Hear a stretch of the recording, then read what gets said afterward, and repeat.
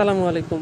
সুপ্রিয় কৃষিজীবী ভাই বোন বন্ধু, যে যেখান থেকে আমাদের আজকের আয়োজন দেখছেন, সবাইকে অনেক প্রীতি ও শুভেচ্ছা জানিয়ে শুরু করছি কৃষিভিত্তিক বিশেষ অনুষ্ঠান আমাদের কৃষি।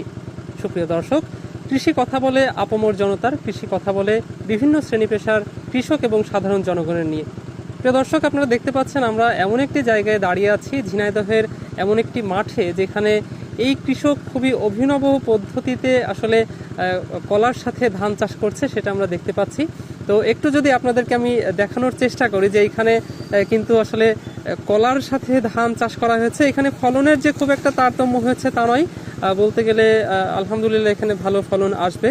যদিও একই সাথে দুইটা ফসল চাষ করলে তেমন আশানুরূপ ফলন পাওয়া যায় না, তো তারপরেও এই কৃষক যে পদ্ধতিটা মেনে আসলে এই ফসলটা করতে চেয়েছিল, আমার কাছে যেটা মনে হয়েছে যে একই জমিতে যে আসলে কিভাবে অধিক উৎপাদন করা যায়, বা দিন দিন যে বাংলাদেশের জনসংখ্যা কিন্তু বেড়েই চলেছে ক্রমহ্রাসমানভাবে, এবং সেই সাথে জমির সংখ্যাও কিন্তু মাত্রাতিরিক্ত হারে কমতে শুরু করেছে।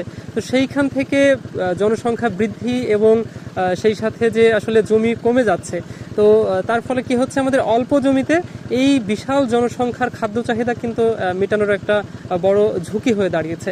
তো সেইখান থেকে আমরা অল্প সময়ে অল্প জমিতে কিভাবে এই সকল জনগণের খাদ্য চাহিদা মেটাতে পারি, সেই উদ্দেশ্যকে সামনে রেখে কিন্তু এই কৃষক ভাইটি এই পদ্ধতি অবলম্বন করে এই জমিতে একই সাথে দুইটা ফসল চাষাবাদ করছে।